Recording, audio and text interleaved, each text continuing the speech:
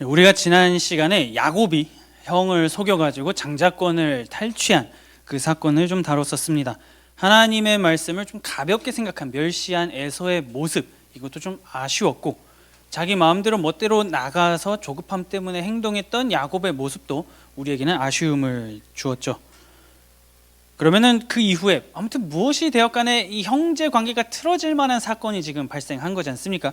그러면 이 에서와 야곱 두 형제가 그 이후에 어떠한 삶을 살았을까? 이 내용을 좀 간단하게 정리한 후에 오늘 본문의 내용으로 좀 들어가려고 합니다. 자, 에서가 동생한테 속아가지고 어찌됐건 간에 장자권을 넘겼습니다. 팥죽 먹으면서 그래 이 장자권 너 가져라 라고 했죠. 결국에는 이거를 알게 되었겠지만 그래도 이삭의 가정은 겉으로 볼 때는 평안했습니다. 어떠한 트러블 없이 문제 없이 흘러가고 있었어요. 그런데 어느덧 그러면서 시간이 계속 흘러갑니다. 하루 이틀 1년 2년 3년 4년 쭉 흘러가다 보니까요, 이제 아버지 이삭이 삶을 마감해야 할 그 때가 오게 되었습니다. 나이가 아주 많이 된 거죠. 늙게 되었습니다. 그러다 보니 이삭도 이제 인식을 합니다.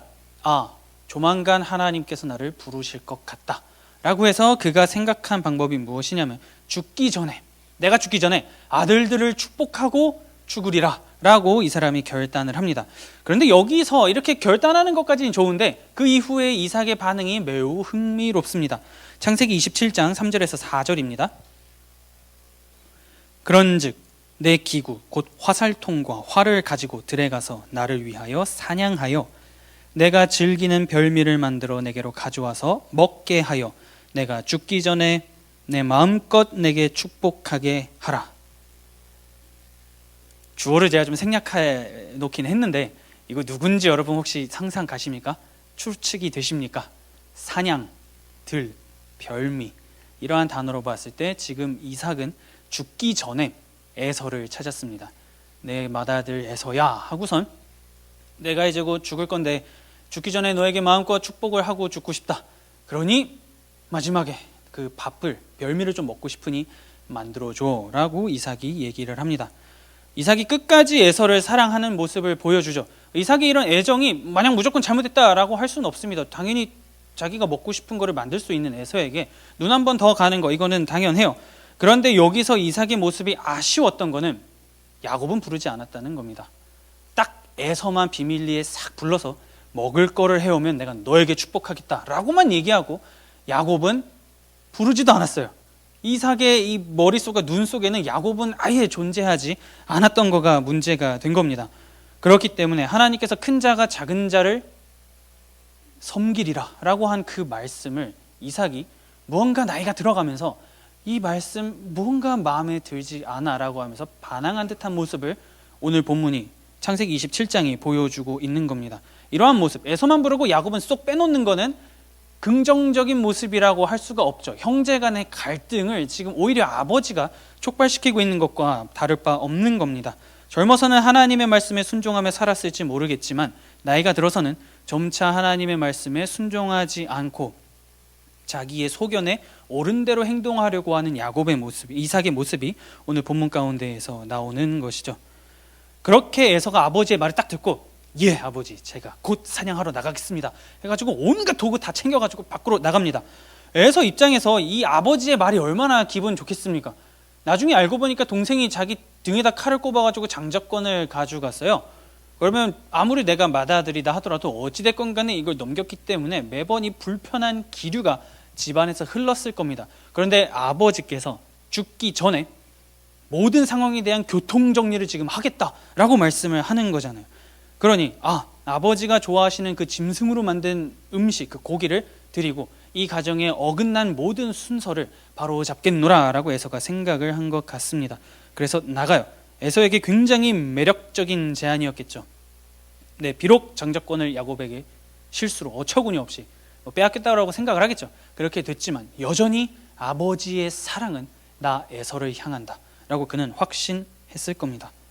그런데 안타깝게도 이렇게 지금 뭔가 작당모의 하듯이 에서만 살짝 불러가지고 별미를 가져와줘, 이제 이삭이 지금 이랬는데 하필이면 이걸 누가 듣냐면 리브가가 듣습니다. 자, 지난주에 우리가 나눈 내용을 살펴보면 아버지 이삭은 에서를 사랑했고 아내 리브가는 야곱을 사랑했습니다. 이 리브가가 듣고 나니까요, 이 말이 너무 어처구니가 없는 겁니다. 아니, 야곱은 놔두고 에서만 부르고 축복을 하겠다고. 그러면 야곱을 사랑하는 리브가의 마음속에 뭐가 나오겠습니까? 내가 너무나 사랑하는 야곱이 이 복을 받았으면 좋겠다라고 생각을 하겠죠.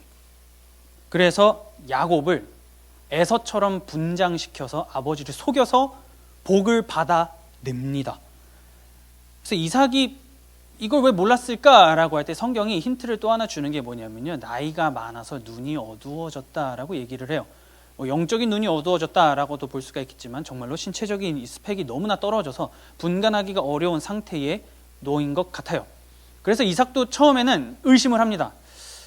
이게 몸을 만져보니까 에서가 털이 많다라고 성경이 얘기를 하잖아요. 뭔가 이 털 같은 게 만져지는데 왜 목소리는 야곱이지? 하면서 이삭이 긴가민가 하다가 근데 내가 이 손끝으로 만지는 이 촉감이 뭔가 에서 같으니까 그냥 내가 복을 줄란다 해가지고 야곱이 에서인 줄 알고 어마어마한 복을 줍니다.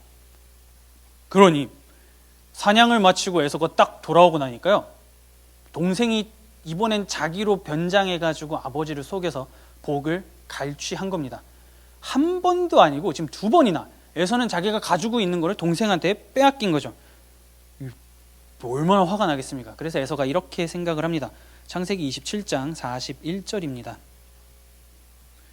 그의 아버지가 야곱에게 축복한 그 축복으로 말미암아 에서가 야곱을 미워하여 심중에 이르기를 아버지를 곡할 때가 가까웠은즉 내가 내 아우 야곱을 죽이리라 하였더니.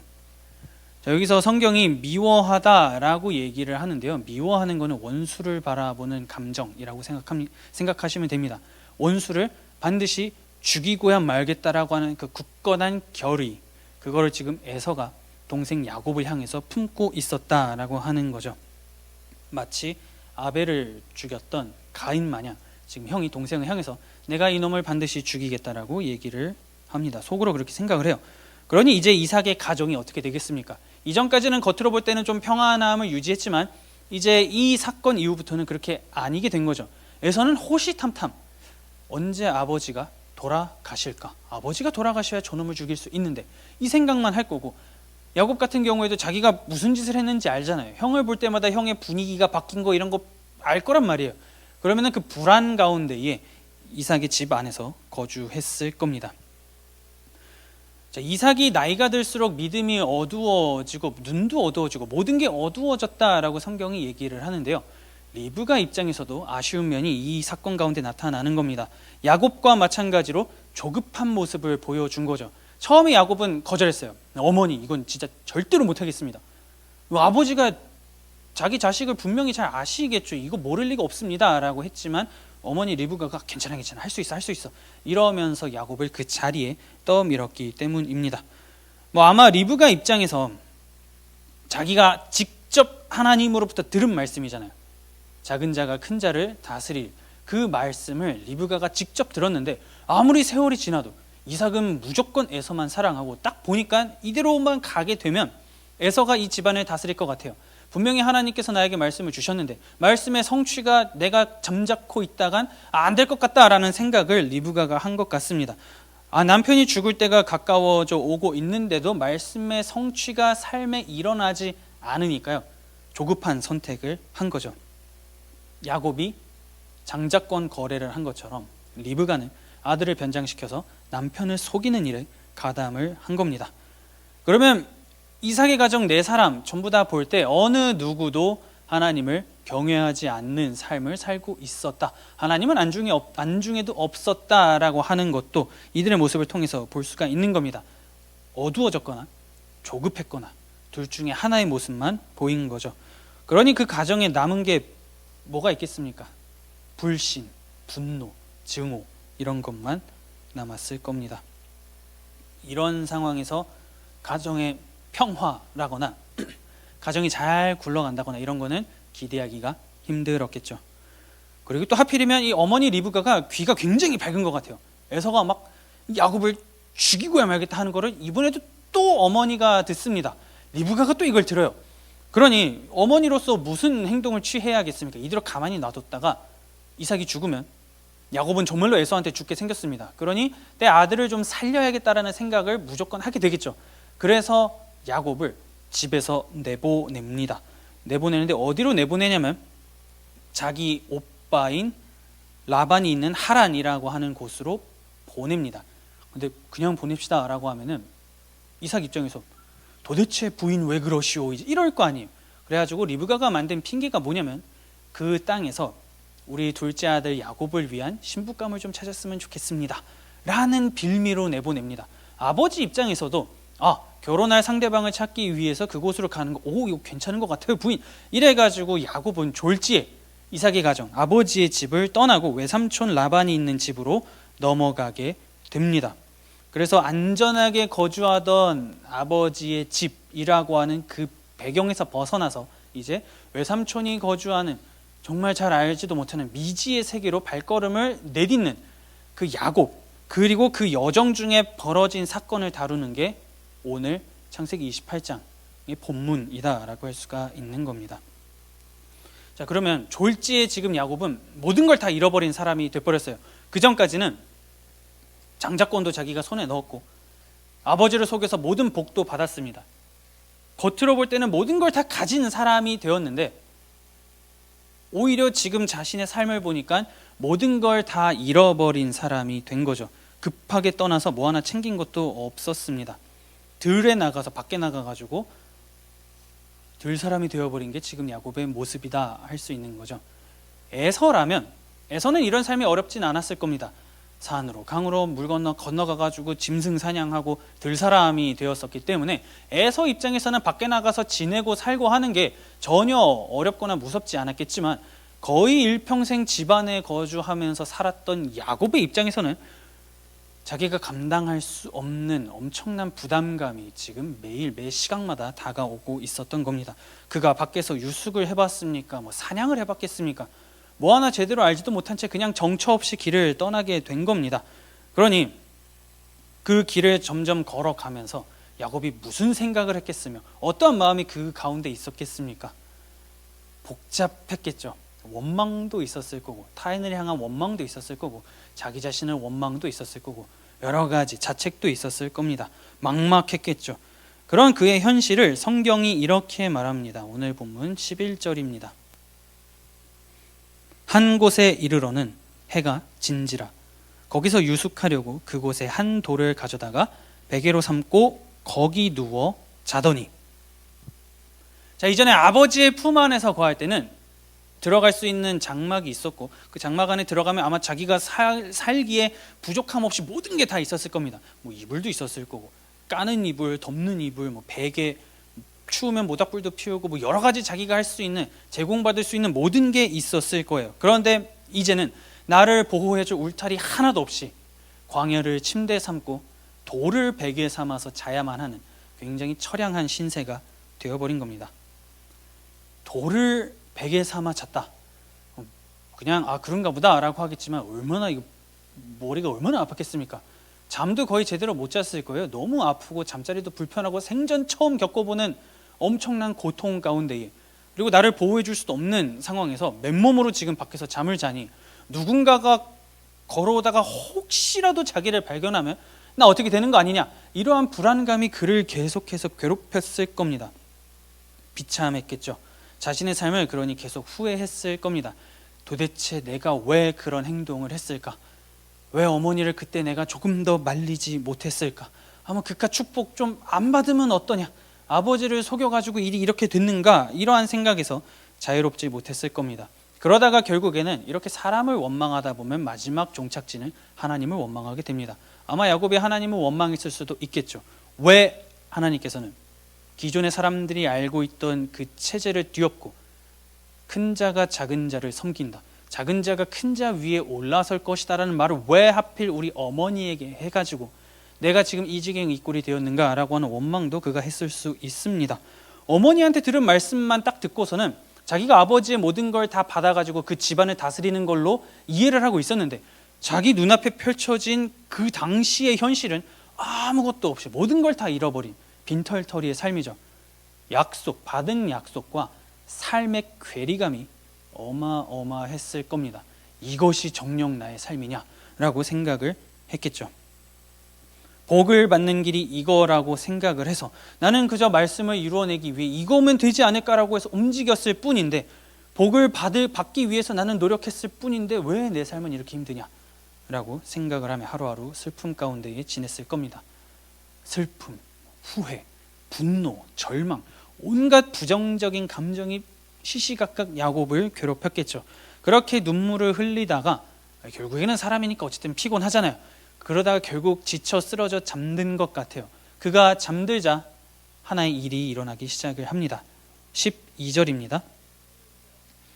꿈에 본즉 사닥다리가 땅 위에 서 있는데 그 꼭대기가 하늘에 닿았고, 또 본즉 하나님의 사자들이 그 위에서 오르락 내리락하고.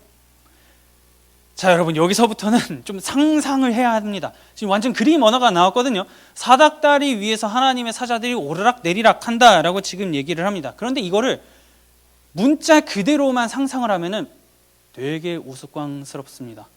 위험차 있지 않아요. 사다리 타본 분들 아시잖아요. 상대방을 바라보는 게 아니라 이거 사다리 붙잡고 쭉 내려갑니다.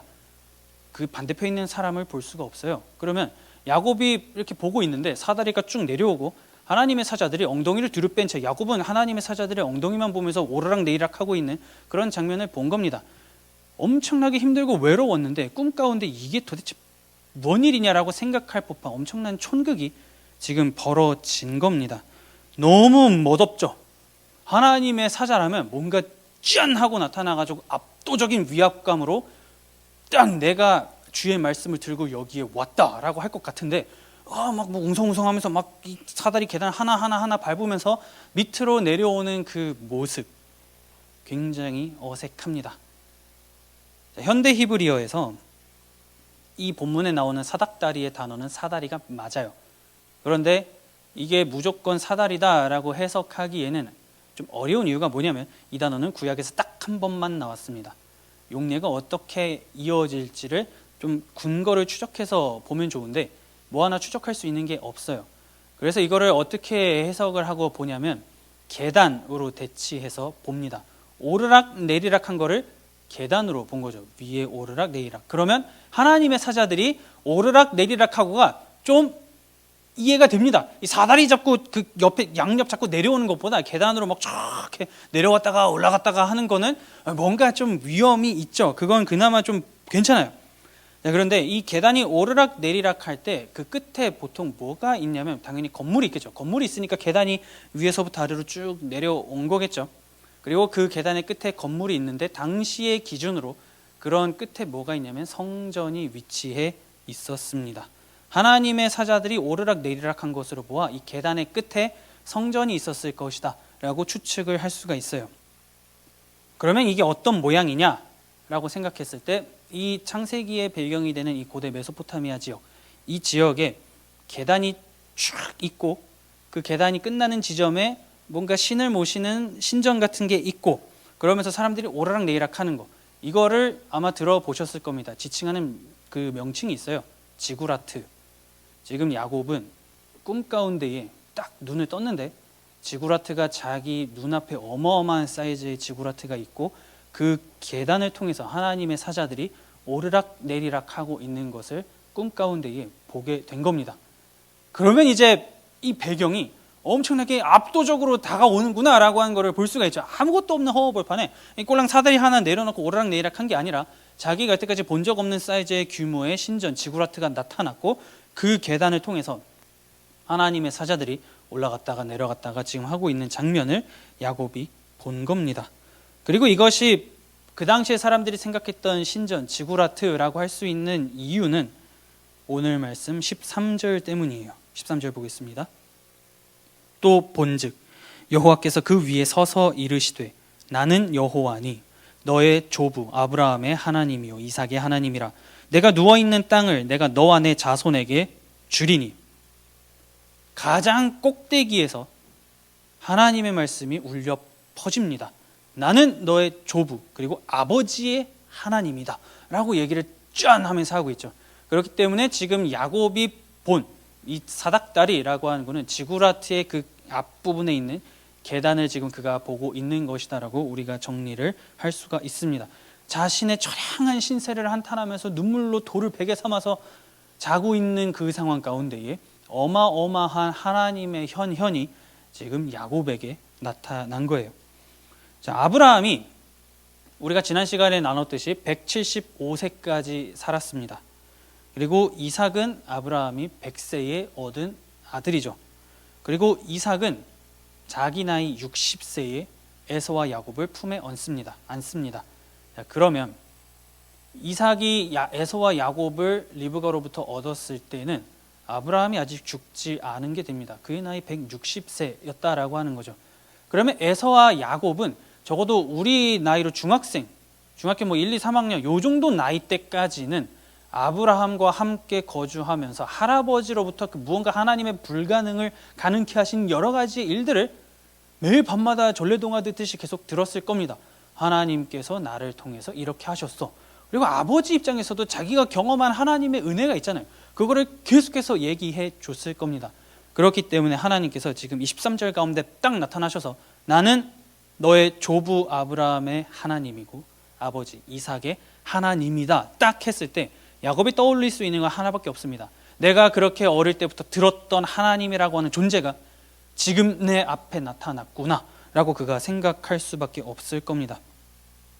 왜냐하면 자기는 여태까지 하나님이 어떤 분이신지 경험해 본 적이 없어요. 타인을 통해서 들은 건 많지만 나의 피부로 와닿은 경험은 그가 아직은 해본 적이 없습니다. 그런데 지금 아무것도 없는 열악한 상황 가운데에서 하나님이 어떤 분이신지 경험을 하기 시작을 한 겁니다. 그러고서 하나님께서 쭉 말씀을 하십니다. 내가 너를 끝까지 지키고 인도하고 함께 하겠다라는 약속을 그에게 줍니다. 14절에서 15절입니다.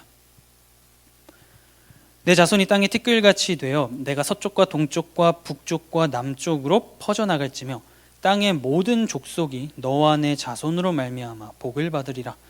내가 너와 함께 있어 내가 어디로 가든지 너를 지키며 너를 이끌어 이 땅으로 돌아오게 할지라.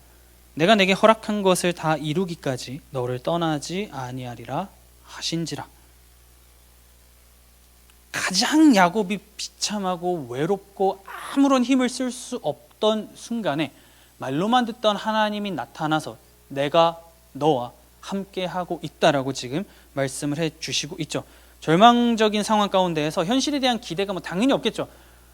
외삼촌한테 가면 내 인생의 본전인 거고 가다가 발견하지 못하면 완전히 마이너스인 겁니다. 뭐 하나 이득을 볼 수 없었던 그 상황 속에서 하나님께서는 엄청난 약속을 해주시는 거예요. 기대가 없고 불안만 있던 그에게 내가 너를 지킬 것이고 함께 할 것이고 너가 내 어머니에게 들었던 것처럼 나는 너를 크게 할 거다. 자손을 많게 하겠다.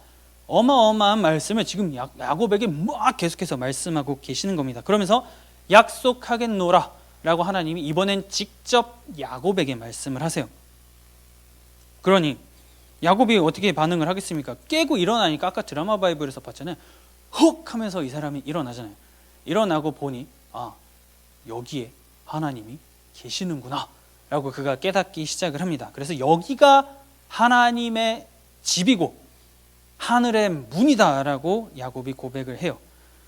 만약에 지구라트를 보여준 게 아니라요, 하나님은 이제 모든 걸 아시니까요.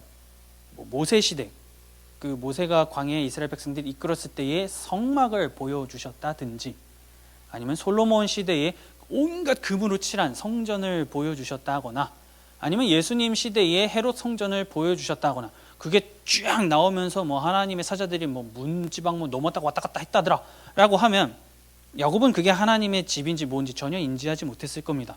왜냐하면 여태까지 자기가 봐왔던 신전, 하나님이라고 하는 그 어떤 신을 모시는 집, 어떤 그런 건축물은 지구라트가 전부예요. 지금 하나님께서는 야곱이 이해하고 알 수 있는 언어로 그에게 환상을 보여주시면서 내가 너와 함께하고 있다라고 지금 말씀을 하고 계시는 겁니다.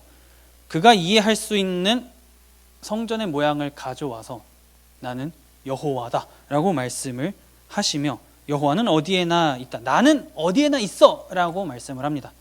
오늘날 우리의 입장에서 뭐 알잖아요. 임마누엘, 하나님이 우리와 함께 하신다.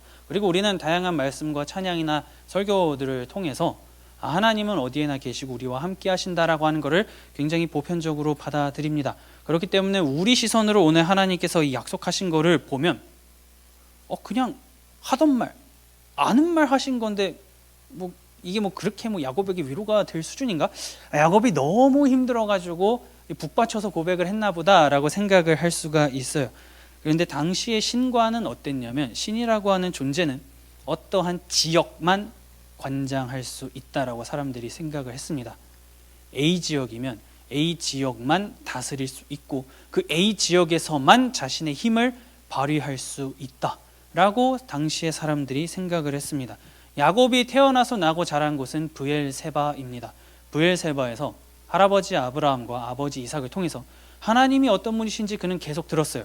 그러면 자연스럽게 야곱의 입장에서 하나님이라고 하는 분은 이 브엘세바에서 영향력이 강하고 브엘세바에서 뭔가 말씀하시고 하는 분이겠구나 라는 생각을 그가 자연스럽게 했을 겁니다. 어쩔 수 없어요. 삶을 그 세계관 속에서 살아갔으니까. 그런데 지금 야곱의 상황, 그 브엘세바를 떠났죠. 하나님이 일하실 수 있고 하나님이 말씀하실 수 있고 하나님이 역사하실 수 있다라고 생각한 할아버지와 아버지와 함께 하셨던 하나님이 계셨던 그 브엘세바를 떠났으니 나는 아예 이제 죽은 목숨이구나 라고 생각이 자연스럽게 들 겁니다. 이제 하나님은 나에게 영향을 주지 못할 거고 하나님은 날 지켜주시지 못할 거다. 이제 이 지역을 관장하는 그 어떤 신이 있을 건데 이 신에게 절하지 않는 이상 내 삶은 보장받을 수 없겠구나. 그리고 외삼촌 집에 가서도 거기서도 뭔가 그 지역 신을 섬겨야 될 것 같은데 나는 그럼 이제 어떻게 해야 하나? 내가 받은 약속은 무엇인가?